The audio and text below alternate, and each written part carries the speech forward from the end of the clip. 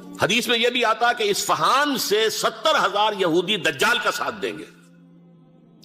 لیکن بہرحال خراسان ایک صوبہ ہے افغانستان کا اس وقت بھی شمال مشرقی کونے میں، مجھے امید ہے وہاں سے خیر کی، کیونکہ خراسان کا لفظ وہاں پہ شامل ہے. اور حضور کی حدیث میں بعد میں آپ کو سناؤں گا کہ خراسان سے فوجیں چلیں گی جو یروشلم کو دوبارہ حاصل کریں گی، فتح کریں گی. جیسے پہلے یروشلم کھویا عربوں نے تھا، دوبارہ حاصل کیا تھا کرد نے، کرد خون صلاح الدین ایوبی رحمت اللہ علیہ، ایسے اب پھر عربوں نے کھویا ہے، لیکن لینے والے خراسان سے لشکر آئیں گے. یخرج من خراسان رایات سود لا یردها شیء حتی تنصب بإیلیا. خراسان کے علاقے سے کالے علم لے کر لشکر چلیں گے جن کے رخ کو کوئی موڑ نہیں سکے گا جب تک کہ وہ جا کر یروشلم میں نصب نہ ہو جائے. اس کے بعد نام آتا ہے پاکستان کا. یہ ہے میری اور آپ کی داستان، اور یہ ہے سبب جس کی وجہ سے کہ میں آپ سے یہ گفتگو کر رہا ہوں. اصل میں تو کس لیے؟ محض ایک علمی استفادہ، محض اپنی بات آراء کو ظاہر کرنے کا شوق نہیں، بلکہ یہ کہ اپنی ذمہ داری ہم پہچانے کہ ہم کس مقام پر کھڑے ہیں. دیکھیے، اس پاکستان کے بارے میں یا ہندوستان کے بارے میں علامہ اقبال نے کہا تھا اپنے ترانہ ملی میں، میر عرب کو آئی ٹھنڈی ہوا جہاں سے، میرا وطن وہی ہے، میرا وطن وہی ہے. اور مجھے بتایا گیا کہ سنن ابی داؤد میں یہ روایت موجود ہے کہ حضور نے فرمایا کہ ہندوستان کی طرف سے مجھے ٹھنڈی ہوا آتی، اگرچہ مجھے وہ حدیث ابھی نہیں ملی ہے، لیکن حزب التحریر کا ایک کارڈ مجھے ملا تھا، تو اس میں اس حدیث کا اور اس میں ابو داؤد کا روایت کا حوالہ موجود تھا. لیکن میں جو چیز آپ کو بتا چکا ہوں وہ یہ کہ الف ثانی کا پورا تجدیدی کارنامہ اس ہندوستان کی سرزمین میں ہوا. مجدد الف ثانی شیخ احمد سرندی، شاہ ولی اللہ دہلوی، سید احمد بریلوی، وہ تو ہمارے پاکستان میں آ کر جو ہے ان کا خون جذب ہوا ارض پاکستان میں. پھر شیخ الہند مولانا محمود حسن. تحریک خلافت چلی تو صرف ہندوستان میں چلی اور کہیں نہیں چلی. آزادی کی تحریک چلی پوری دنیا میں، وہ نیشنلزم کی بنیاد پر چلی، ملے نیشنلزم، عرب نیشنلزم، ٹرک نیشنلزم. ہمارے ہاں چلی تو اسلام کے نام پر. پاکستان کا مطلب کیا؟ لا الہ الا اللہ. پھر پاکستان قائم ہوا معجزے کے طور پر، بلکہ نازل ہوا ہے لیلۃ القدر میں. انا انزلناہ فی لیلۃ القدر، جیسے قرآن نازل ہوا ہے لیلۃ القدر میں، یہ پاکستان بھی نازل ہوا ہے لیلۃ القدر میں. اس کا برقرار رہنا ابھی تک معجزہ ہے. ہندو یہ سمجھتا تھا، کانگریس سمجھتی تھی کہ جھٹپٹ ختم ہو جائے گا. پھر یہ کہ اس کا قرارداد مقاصد کا پاس ہو جانا، مزید بھی اور اضافی دفعات دستور میں آ جانا، اب کمرشل انٹرسٹ کو ربا قرار دے کر حرام قرار دینا، یہ سارے لینڈ مارکس ہیں کہ جو اشارہ کر رہے ہیں کسی چیز کی طرف، معاملہ کدھر جا رہا ہے. پھر یہ کہ یہ جو 14ویں صدی کے مجدد تھے شیخ الہند، اس کے بعد سے کچھ ایسی شخصیتیں عظیم پیدا ہوئی ہیں ہند میں جن کو میں سمجھتا ہوں کہ 14ویں صدی کے مجدد اور 15ویں صدی کے مجدد کے درمیان، یہ 15ویں صدی کے مجدد کی راہ کو سیدھا کرنے والے، جیسے کہ حضرت یحییٰ نے کہا تھا میں تو آنے والے کا راستہ سیدھا کر رہا ہوں حضرت عیسیٰ کے لیے، ایسے ہی 15ویں صدی کے لیے امام مہدی کے لیے راستہ صاف کرنے والے سب سے پہلے علامہ اقبال، جنہوں نے اسلام کا تصور دین کی حیثیت سے دوبارہ زندہ کیا ہے، ورنہ اسلام ایک مذہب کی شکل اختیار کر چکا تھا. پھر مولانا مودودی، مولانا ابوالکلام آزاد حکومت الہیہ کے نعرے کے ساتھ میدان میں آئے. یہ اقبال نے جو تصور پیش کیا تھا اس پر عملی جد و جہد کے لیے حزب اللہ قائم ہوئی. نوٹ کر لیجئے 11 برس کا فرق ہے عمر کا علامہ اقبال کے اور ابوالکلام کے. اور 1913 میں جب حزب اللہ قائم کی ہے اس وقت علامہ اقبال کی ملی شاعری اپنے عروج کو پہنچ چکی تھی.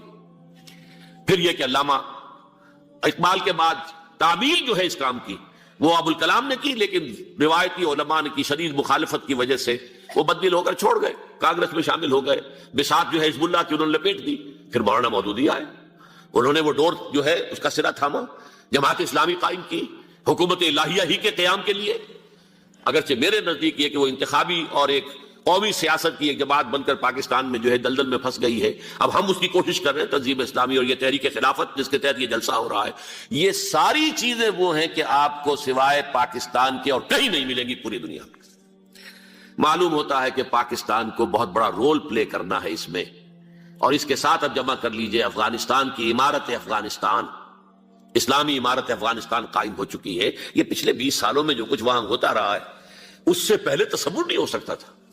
علامہ اقبال کے فرزند بھی دیکھ کر آئے ہیں، تو اگرچہ وہ خود میں سمجھتا ہوں کہ خاصے انہیں آپ لبرل کہیں، آزاد خیال کہیں، لیکن اس درجے متاثر ہو کر آئے تھے کہ انہوں نے یہ کہا افغانستان میں جو میں نے حالات دیکھے ہیں کہ اگر 2-4 اور مسلمان ملکوں کے اندر یہ نظام قائم ہو جائے تو پوری دنیا مسلمان ہو جائے گی. یہ سب کچھ کیسے ہو رہا ہے؟ یہ آنے والے دور کی جھلکیاں ہیں. Coming events are casting their shadows before. یہ سب بتا رہے ہیں کہ پاکستان افغانستان کو مل کر اس میں کوئی عظیم رول پلے کرنا ہے. اور اس کے ضمن میں اب میں علامہ اقبال کے بارے میں آخری بات کہہ رہا ہوں. علامہ اقبال کے بارے میں عام یہ خیال ہے، انہوں نے اپنے خطبات میں مہدی کا اور نزول مسیح کا، حالانکہ میں کل پڑھ رہا تھا مولانا سید احمد اکبر آبادی رحمۃ اللہ علیہ کا ایک مقالہ ان کا، کہ علامہ اقبال نے ابن خلدون کے بارے میں یہ کہا ہے کہ مہدی کا اور نزول عیسیٰ کا دونوں کا انہوں نے انکار کیا ہے، حالانکہ ابن خلدون نے نزول عیسیٰ کا انکار نہیں کیا، صرف مہدی کا انکار کیا ہے. بہرحال علامہ اقبال نے خطبات میں انکار کیا ہے. لیکن یہ کہ اپنی شاعری کے اندر میں چیلنج کرتا ہوں کسی بڑے سے بڑے اقبال شناس کو، ان کا یہ شعر ذرا سنیے. خضر وقت از خلوت دشت حجاز آید بروں، کارواں زی وادی دور و دراز آید بروں. خضر وقت، امام وقت، رہنمائے وقت، قائد وقت، خلوت دشت حجاز، حجاز کی صحرا کی کسی خلوت گزینی سے نکل کر باہر آئیں گے. میں حیران ہوتا ہوں علامہ کے اس فکر پر اور اس مصرے پر. یہاں انہوں نے شیعہ اور سنی دونوں کے کانسیپٹ جمع کر دیے. شیعہ کا کانسیپٹ یہ چھپے ہوئے کسی غار میں وہاں سے برآمد ہوں گے، اور ہمارا کانسیپٹ میں ام سلمہ رضی اللہ تعالیٰ عنہ کی حدیث سنا چکا، چھپے ہوئے ہوں گے وہ وہاں پر، مدینے سے نکل کر آ کر مکے میں چھپ جائیں گے. اس خانہ جنگی کی حالت میں لوگ ان کی طرف دیکھ رہے ہوں گے، سوچتے ہوں گے انہیں میدان میں آنا چاہیے، کوئی پارٹ پلے کرنا چاہیے، امت کی رہنمائی کرنی چاہیے. لیکن وہ چھپیں گے، وہ کارے ہوں گے، وہ اس ذمہ داری کو قبول نہیں کرنا چاہیں گے، جا کے چھپ جائیں گے مکے میں. وہاں سے مکے والے انہیں نکالیں گے، اور وہ کارے ہوں گے، انہیں بالکل یہ پسند نہیں ہوگا کہ یہ ذمہ داری اٹھائیں.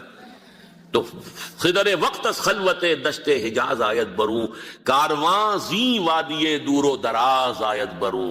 کارواں جو چلے گا ان کی مدد کے لیے اس وادی دور و دراز، اس زی عظیم وادی دور و دراز، یہ وادی سندھ ہے.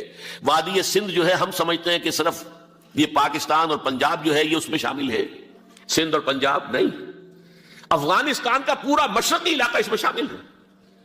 جیسے دریائے جہلم سندھ میں جا رہا ہے، جیسے دریائے گلگت سندھ میں آ کر ملتا ہے، جیسے دریائے چناب اور راوی اور جہلم اور یہ سب جا رہے ہیں اور آ رہے ہیں، اسی طرح دریائے کابل کہاں سے آ رہا ہے، دریائے گومل کہاں سے آ رہا ہے، ٹوچی کہاں سے آ رہا ہے.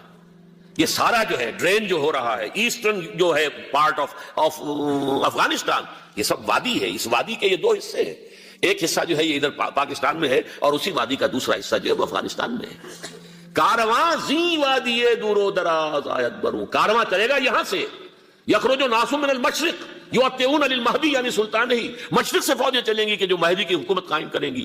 اور یخرج من خراسان رایات و سود، اور خراسان سے سیاہ پرچم چلیں گے کہ جن کا رخ کوئی موڑ نہیں سکے گا، حتیٰ تنصب بیلیا، یہاں تک کہ وہ جا کر یروشلم کے اندر نصب ہو جائیں گے. حضرات، میں ایک میری گفتگو کا حصہ باقی تھا لیکن میں اسے چھوڑ رہا ہوں، اس لیے کہ گلوبلائزیشن جو اس کی ہوگی، جو خلافت علی منہاج النبوہ کی تجدید کامل حضرت مہدی کے ہاتھوں عرب میں ہوگی، اس سے پہلے اس کے لیے محنت، کوشش، جد و جہد پاکستان اور افغانستان میں ہو چکی ہوگی جو اسے سپورٹ کرے گی اور وہاں جا کر حکومت قائم کرے گی. اس کے بعد گلوبلائزیشن کا جو مرحلہ اس کا ہے وہ حضرت مہدی کے ہاتھوں نہیں ہے، وہ حضرت عیسیٰ ابن مریم ان کے نزول کے بعد ہے، جن کے نزول کے بعد دجال کا خاتمہ ہوگا اور یہودیوں کا استحصال ہوگا. مسلمانوں پر بھی بڑی تکالیف عربوں پر آئیں گی، شدائد آئیں گے، لیکن یہ وہ میں حصہ ملتوی رکھتا ہوں کسی دوسری محفل اور کسی دوسری مجلس اور نشست پر.